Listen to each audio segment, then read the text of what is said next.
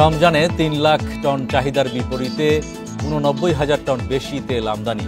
খুচরা ব্যবসায়ীদের বিরুদ্ধে সংকট তৈরির অভিযোগ।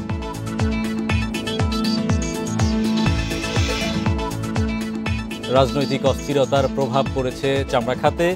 চলতি অর্থবছরের প্রথম ৬ মাসে রপ্তানি কমেছে ১১.৫ বেশি।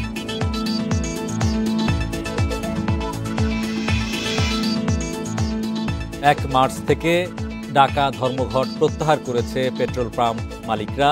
এপ্রিলের শেষে বিপিসির সঙ্গে আলোচনার পর সিদ্ধান্ত। রমজান উপলক্ষে কাল থেকে সারা দেশে কম দামে ডিম, মুরগি ও গরুর মাংস বিক্রি শুরু হবে বলে জানিয়েছেন মৎস্য ও প্রাণী সম্পদ মন্ত্রণালয়ের উপদেষ্টা ফরিদা আক্তার। দুপুরে সাভারে ভেটেরিনারি পাবলিক হেলথ ল্যাবরেটরি উদ্বোধনী অনুষ্ঠানে তিনি আরও বলেন, ঢাকার ২৫টি পয়েন্ট সহ দেশের বিভিন্ন স্থানে এই কার্যক্রম চালু থাকবে। অন্তর্বর্তীকালীন সরকারের কাজ ছিল দ্রব্যমূল্যকে নিয়ন্ত্রণে রাখা। তবে বাজার এখনও স্থিতিশীল না হওয়ায় মৎস্য ও প্রাণী সম্পদ মন্ত্রণালয় কম দামে পণ্য বিক্রি করবে বলে জানান তিনি। বিভিন্ন পণ্য কম মূল্যে বিক্রি সম্ভব তা প্রমাণ করতেই এই উদ্যোগ নেওয়া হয়েছে। কিন্তু বাজারের সেই স্থিতিশীলতাটা যেহেতু এখনো আসেনি, আমরা চাচ্ছি আমাদের প্রতিষ্ঠানগুলোর মাধ্যমে আমরা যতটুকু পারি আমরা সরবরাহ করি এবং এটা প্রমাণ করা যে বাজারে যে একটা কৃত্রিম উচ্চ মূল্য রাখা হয় সেটা চাইতে যে কম দামে দেওয়া সম্ভব সেটা আমরা প্রমাণ করতে চাই। কাজে আমরা সবাইকে। রাজনৈতিক অস্থিরতা সহ শ্রমিকদের আন্দোলনের প্রভাব পড়েছে চামড়া খাতে। ২০২৫ অর্থ বছরের প্রথম ৬ মাসে আগের অর্থ বছরের তুলনায় চামড়া রপ্তানি কমেছে ২১.৬৫%। এছাড়া লেদার ওয়ার্কিং গ্রুপের সনদ না থাকায় আন্তর্জাতিক বাজারের প্রতিযোগিতায়ও বাংলাদেশ পিছিয়ে পড়েছে বলে মনে করছেন ব্যবসায়ীরা। ২০২৩-২৪ অর্থবছরে চামড়া রপ্তানিতে সালমা ট্যানারির আয় প্রায় ৪০ কোটি টাকা। তবে চলতি অর্থবছরে তা কমে অর্ধেকে নেমেছে। আঞ্জুমান ট্যানারি, সমতা লেদারের মতো বড় বড় প্রতিষ্ঠানেরও একই অবস্থা। ব্যবসায়ীরা বলছেন, রাজনৈতিক অস্থিরতা এবং শ্রমিক বিক্ষোভের প্রভাব পড়েছে এই খাতে। এছাড়া লেদার ওয়ার্কিং গ্রুপের সনদ না থাকায় আন্তর্জাতিক বাজারে প্রতিযোগিতায় অংশ নিতে পারছে না ট্যানারিগুলো। জুলাইয়ের পরে অনেকগুলো ইন্ডাস্ট্রি প্রোডাকশন বন্ধ ছিল। তারপরে যখন প্রোডাকশনটা কিছুটা স্বাভাবিকের দিকে যাচ্ছিল, আমাদের যে ফরেন কাস্টমার তারা কিন্তু ওই ক্রয় আদেশগুলো ওরা কিছুটা স্লো করে দেওয়ার ফলে আজকে এই অবস্থা। সিইটিপি বা ওয়েস্ট ম্যানেজমেন্টের যে সমস্যাটুকু আছে, এই সমস্যাটুকু সমাধান হলে কিন্তু আমরা যে এই ট্যানারি সাইডে আমাদের কিন্তু অনেকটাই প্রস্তুত। আমরা রপ্তানি উন্নয়ন ব্যুরোর হিসাব বলছে, চলতি অর্থ বছরের প্রথম ৬ মাস জুলাই থেকে ডিসেম্বরে চামড়া রপ্তানি ১১.৬৫% কমে ৬২.৪৮ মিলিয়ন ডলারে দাঁড়িয়েছে, যা আগের অর্থ বছরের একই সময় ছিল ৭০.৭২ মিলিয়ন ডলার। পরিবেশের মানদণ্ড রেখে সার্টিফাইড লেদার ইন্ডাস্ট্রিজের পরিমাণ খুবই কম, খুবই নগণ্য একেবারে। এসডিজি যে ক্রাইটেরিয়াগুলো আছে সেগুলো পরিপূর্ণ করতে আমাদের যেহেতু সরকার দায়িত্ব নিয়েছে, আমি বলবো সরকার কোনো কোনো জায়গায় বেশ ব্যর্থ।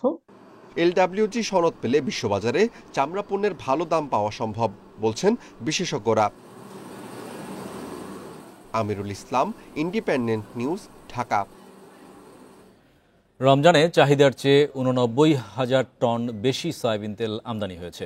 তারপরও বাজারে সহসাই মিলছে না পর্যাপ্ত ভোজ্য তেল। একে খুচরা ব্যবসায়ীদের বাড়তি মুনাফার কারসাজি বলছেন ভোক্তা অধিদপ্তরের মহাপরিচালক। বৃহস্পতিবার নিত্যপণ্যের বাজার নিয়ন্ত্রণ পরিকল্পনা নিয়ে সংবাদ সম্মেলনে এসব কথা জানান তিনি। বেশ কিছুদিন ধরেই বাজারে বোতলজাত সয়াবিন তেলের সংকট। গত নভেম্বরে সংকট তীব্র হলে ডিসেম্বরে প্রতি লিটার ৮ টাকা বাড়ানো সহ শুল্ক কর কমানো হয়। তারপরেও কাটেনি সংকট। রোজার আগে আবারও বাজারে ভোজ্য তেলের সংকট। রাজধানীর বাজারে মিলছে না পর্যাপ্ত সয়াবিন তেল। তেলের দোকানে গেলে তেল নাই, বলতেছে যে তেল নিলে সাথে চাল নেওয়া লাগবে বা ওই কোম্পানির আদার্স যে প্রোডাক্ট আছে সেটা নেওয়া লাগবে। দোকান থেকে জিজ্ঞাসা করলে সমস্যা কি, বলছে যে আমরা আগে যেখানে 50 দৈনিক যদি আমার ডিমান্ড থাকে 50 বোতল, আমি পাই 10 বোতল, আমি আপনাকে কোত্থেকে দিব বা 5 বোতল। সব কিছুর একটা নিয়ন্ত্রণ আছে, কিন্তু তেলের দামটাই বেশি আমাদের পর ভোগান্তি করতেছে। এটা কোম্পানি থেকে ভোজ্য তেল সরবরাহ করা হচ্ছে না বলে দাবি ব্যবসায়ীদের। সরবরাহ ব্যবস্থা তদারকির দাবি তাদের। তীর কোম্পানি প্রতি সপ্তাহে 1 কার্টন দেয়, রূপসাদা প্রতি সপ্তাহে 1 কার্টন দেয়। হ্যাঁ, ফেরেশ কোম্পানি, পুষ্টি কোম্পানি একদিন পর 1 কার্টন দেয়। প্রত্যেকদিন তেল লাগে 8-10 কার্টন। পাম অয়েল তেল দিয়ে হেডও নাই। রমজানে 3 লাখ টন চাহিদার চেয়ে বাড়তি 89 টন সয়াবিন তেল আমদানির তথ্য জানায় ভোক্তা অধিদপ্তরের মহাপরিচালক। তার দাবি, অসাধু ব্যবসায়ীরাই কারসাজি করে কৃত্রিম সংকট তৈরি করেছে। প্রত্যেক খুচরা বিক্রেতা সামনে সামান্য কিছু তেল রেখেছেন, পরবর্তীতে দেখা গেল পেছনে তারা তেলের মজুদটা রেখে দিয়েছে। এখন এটা তো আপনাদের বা আমাদের কারো কাম্য নয়। তো সেই ক্ষেত্রে আমি আবারও পাঠিয়েছি। এখন তারা শান্তিনগরে এবং রোজার পণ্য, খেজুর, ছোলা, ফল ও মশলা জাতীয় পণ্যের পর্যাপ্ত সরবরাহ আছে বলে জানিয়েছে জাতীয় ভোক্তা অধিকার সংরক্ষণ অধিদপ্তর। Amirul Islam, independent news, Dhaka. বেক্সিমকোর 14টি পোশাক কারখানা বন্ধ ঘোষণা করা হয়েছে। শ্রমিকদের পাওনা দিতে প্রয়োজনীয় 525 কোটি টাকার ব্যবস্থা করেছে সরকার। আগামী 9 মার্চ থেকে শ্রমিকদের পাওনা পরিশোধ শুরু হবে বলে জানিয়েছেন শ্রম উপদেষ্টা অবসরপ্রাপ্ত brigadier general doctor M Sakhawat Hossain. দুপুরে সচিবালয়ে এসব কথা জানান তিনি। সাখাওয়াত হোসেন বলেন, 325 কোটি টাকা বিভিন্ন ব্যাংকের মাধ্যমে দিচ্ছে অর্থ মন্ত্রণালয়, আর বাকিটা দিচ্ছে শ্রম মন্ত্রণালয়। বেক্সিমকোর যেসব কর্মকর্তা কর্মচারী অনিয়মের সঙ্গে জড়িত তাদের সবার বিরুদ্ধে ব্যবস্থা নেওয়া হবে বলেও হুঁশিয়ারি দেন তিনি। অর্থ বিভাগের ব্যয় খাত হতে 325.46 325 কোটি ও 46 লক্ষ টাকা শ্রম মন্ত্রণালয় থেকে লোন হিসাবে আমরা দিচ্ছি 200 কোটি, এবং যেটা বাংলাদেশ ব্যাংকের গভর্নর সাহেব বলেছেন, the moment it money is drawn, ওই সময় টাকাটা উনি রিপ্লেস করে দেবেন। শ্রমিক এবং 1565 জন কর্মকর্তার পাওনা বাবদ মোট, যেটা নিয়ে আপনারা বেশি ইন্টারেস্টেড, 525.46 কোটি টাকা। বর্ধিত ভ্যাট প্রত্যাহারের দাবি জানিয়েছেন পুরান ঢাকার ব্যবসায়ীরা। এ লক্ষ্যে বৃহস্পতিবার দুপুরে দোকান বন্ধ রেখে মানববন্ধন করেন তারা। এ সময় ব্যবসায়ীরা বলেন, অত্যাবশ্যকীয় কৃষি ও শিল্প কারখানার ব্যবহৃত যন্ত্রাংশে নতুন করে ভ্যাট বাড়ানো হয়েছে। আগে 5% দিতে হলেও এখন তা 7.5% করা হয়েছে। সংশ্লিষ্টদের সাথে কোনো আলোচনা ছাড়াই এনবিআর এমন সিদ্ধান্ত নিয়েছে। এমনিতেই ব্যাংক ঋণের সুদের হার বৃদ্ধি পাওয়ায় ব্যবসায়ীরা হিমশিম খাচ্ছে। এমন পরিস্থিতিতে ভ্যাট বৃদ্ধি সামগ্রিক ব্যবসা বাণিজ্যের ওপর নেতিবাচক প্রভাব পড়বে বলে মনে করে। অর্থনীতির স্বার্থে বাড়তি ভ্যাট প্রত্যাহারের দাবি তাদের। দাবি না মানলে কঠোর কর্মসূচির ঘোষণা দেওয়া হবে বলেও মানববন্ধনে জানান ব্যবসায়ীরা।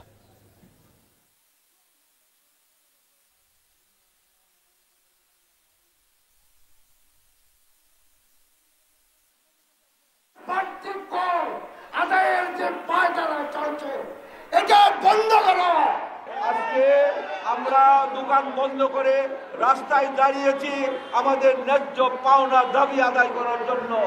যদি বর্তমান সরকার তাদের বোধগম্য না হয়, তাহলে আমরা ব্যবসা বাণিজ্য বন্ধ করে আমরা রাস্তায় নামতে বাধ্য হব।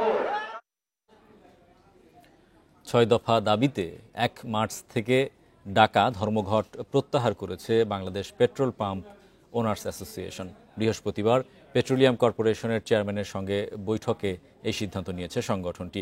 সড়ক ও জনপদ বিভাগের ইজারা মাশুল যৌক্তিক হারে নির্ধারণ, কমিশন বৃদ্ধি, বিএসটিআই-এর বাড়তি ফি প্রত্যাহার, কারখানার লাইসেন্স প্রথা বাতিল, ফায়ার লাইসেন্স বাতিল করে আগের ব্যবস্থা রাখা ও সকল প্রকার লাইসেন্স গ্রহণে ঘুষ বন্ধে সরকারের পদক্ষেপের দাবিতে এই ধর্মঘটের ঘোষণা দিয়েছিল পেট্রোল পাম্প মালিক সংগঠন। বৃহস্পতিবার বিপিসি চেয়ারম্যানের আন্তঃমন্ত্রণালয় সভায় দাবি পূরণে যথাযথ পদক্ষেপের আশ্বাস দেয়া হয় এবং ধর্মঘট প্রত্যাহারের আহ্বান জানানো হয়। এরই প্রেক্ষিতে ধর্মঘট প্রত্যাহার করা হয়েছে। পেট্রোল পাম্প মালিকরা জানান, এপ্রিলের শেষে বিপিসির সঙ্গে আলোচনার পর পরবর্তী সিদ্ধান্ত নেওয়া হবে।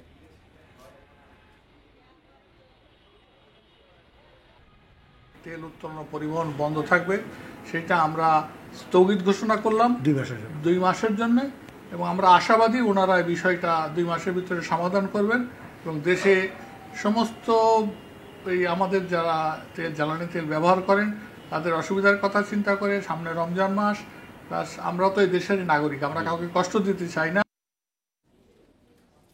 সারা দেশে 1800 ব্রডব্যান্ড ইন্টারনেট সেবাদানকারী প্রতিষ্ঠানের লাইসেন্স বাতিলের প্রস্তাবের বিরুদ্ধে প্রতিবাদ জানিয়ে মানববন্ধন করেছে ব্রডব্যান্ড ইন্টারনেট ব্যবসায়ীরা। সকাল 11টায় আগারগাঁওয়ে বিটিআরসি ভবনের সামনে মানববন্ধন কর্মসূচি পালন করেন তারা। এ সময় তারা অভিযোগ করেন, একটি গোষ্ঠীর স্বার্থ রক্ষায় দেশীয় শিল্পকে ধ্বংস করতে এই সিদ্ধান্ত নিয়েছে বিটিআরসি। দেশীয় উদ্যোক্তাদের মতামতকে আড়ালে রেখে নতুন পলিসি নিলে তা গ্রহণযোগ্য হবে না।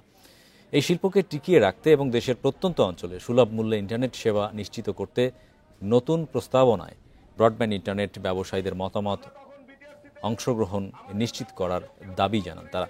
মানববন্ধন শেষে বিটিআরসির পরিচালক এম এ তালেব হোসেনের কাছে স্মারকলিপি দেন ব্যবসায়ীরা।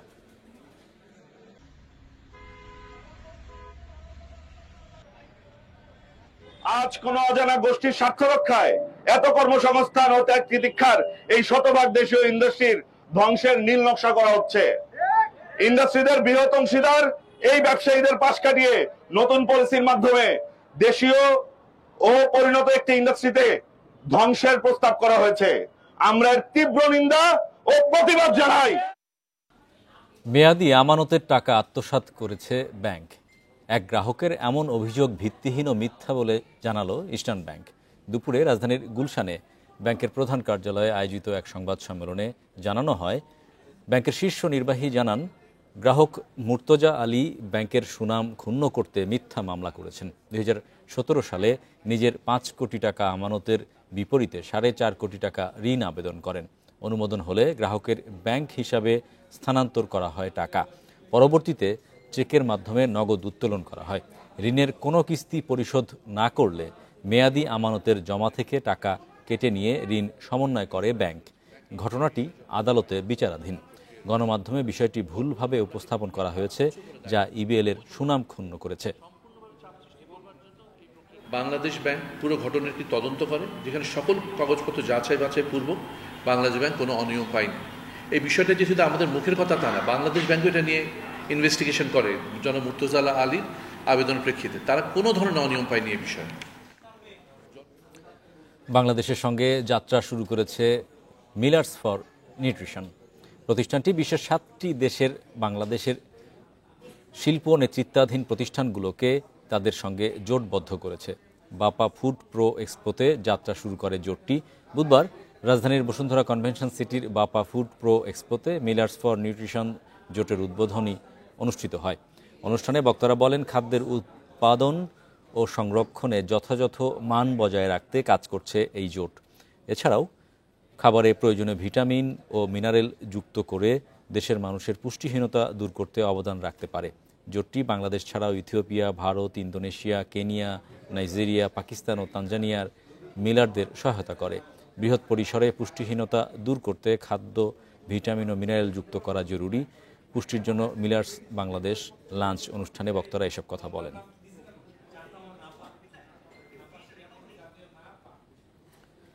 বিভিন্ন দেশের পণ্যে মার্কিন প্রেসিডেন্ট ডোনাল্ড ট্রাম্পের আরোপ করা উচ্চ শুল্কের নেতিবাচক প্রভাব মাথায় রেখে নতুন নতুন বাজার খোঁজার তাগিদ দিয়েছেন বাংলাদেশ বিনিয়োগ উন্নয়ন কর্তৃপক্ষ বিডার নির্বাহী চেয়ারম্যান চৌধুরী আশিক মাহমুদ। বুধবার রাজধানীর একটি হোটেলে Bangladesh German chamber of commerce and industries আয়োজিত অনুষ্ঠানে এ মন্তব্য করেন তিনি। এ সময় বিডার চেয়ারম্যান জানান, বিদেশিদের দেশের অর্থনীতি নিয়ে খারাপ ধারণা ভেঙে বিনিয়োগকে আরও সহজ করতে পদক্ষেপ নেওয়া হচ্ছে। অনুষ্ঠানে বিজিএমই এর প্রশাসক আনোয়ার হোসেন বলেন, দেশের কারখানাগুলোয় নবায়নযোগ্য জ্বালানির ব্যবহার আরও বাড়াতে হবে। এ সময় টেকসই শিল্প উন্নয়ন ও বিনিয়োগ প্রযুক্তিগত সহায়তায় জার্মানির ব্যবসায়ীদের আহ্বান জানান বাংলাদেশ জার্মান চেম্বারের সভাপতি এম মাকসুদ।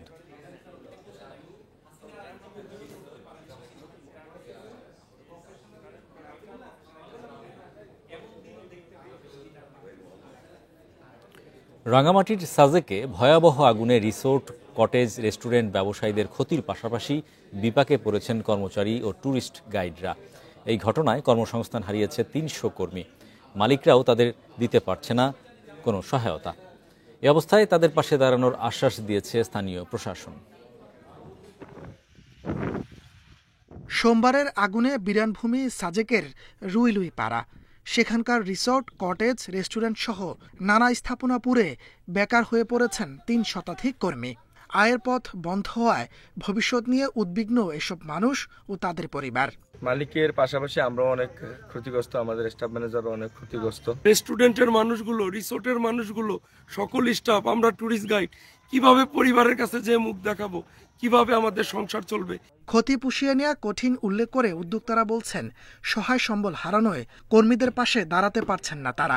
আমরাও নিঃস্ব হয়েছি, কর্মচারী নিচ্ছে, কারণ আমাদের উপরে আমরা ইনকাম করতে পারলে কর্মচারীকে দিতে পারি, এখন আমরাও নিঃস্ব। আমার কর্মচারী ছিল 12 থেকে 13 জন, ওদেরও কর্মসংস্থান নাই এখন, ওদেরকেও বাসায় পাঠিয়ে দিয়েছি। স্বল্প আয়ের এসব মানুষের বিকল্প কাজের পাশাপাশি তাদের সহায়তা দেওয়ার আশ্বাস দিয়েছে স্থানীয় প্রশাসন। ঊর্ধ্বতন কর্তৃপক্ষ যারা রয়েছেন তাদের যেন দ্রুত একটা কর্মসংস্থান একটা ব্যবস্থা করা যায় এবং তাদেরকে যদি কোনো ধরনের আর্থিক প্রণোদনা দেওয়া যায়, সেক্ষেত্রে আমরা ঊর্ধ্বতন কর্তৃপক্ষের সাথে কথা বলে আমরা সিদ্ধান্ত নেব। অগ্নিকাণ্ডের ঘটনাটি কোনো দুর্ঘটনা নাকি নাশকতা, সুষ্ঠু তদন্ত করে তা বের করার দাবি জানিয়েছেন ভুক্তভোগীরা। Independent news. এই ছিল আজকের অর্থনীতি সারাদিনে। আমন্ত্রণ আমাদের পরের আয়োজনে।